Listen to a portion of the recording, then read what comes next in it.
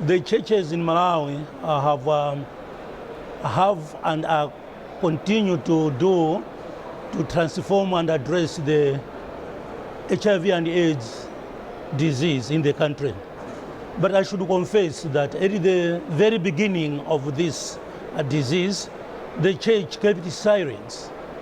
And as such, the church had a number of challenges. Number one was that they preached condemnatory sermons to those who were HIV AIDS or positive, living with HIV and AIDS.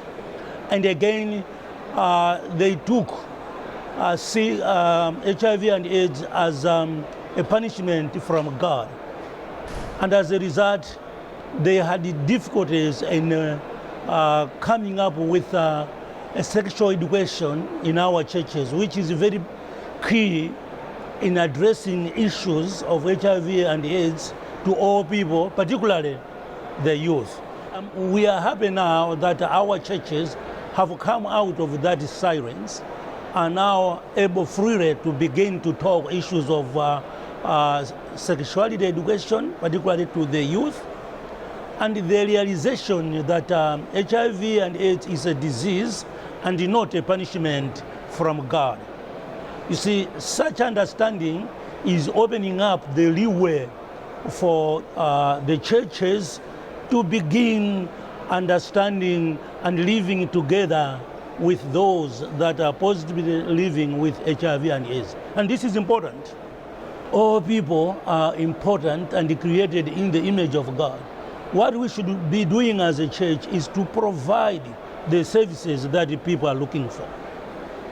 And one of the services is when we marry them, we continue with the counseling services while they are in their family, in their marriage. For instance, we encourage them, if need be, the use of condoms in order to prolong their lives.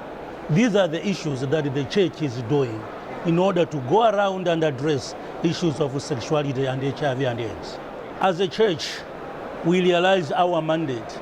Our mandate is, as recorded in the Bible, go and proclaim the good news to all people.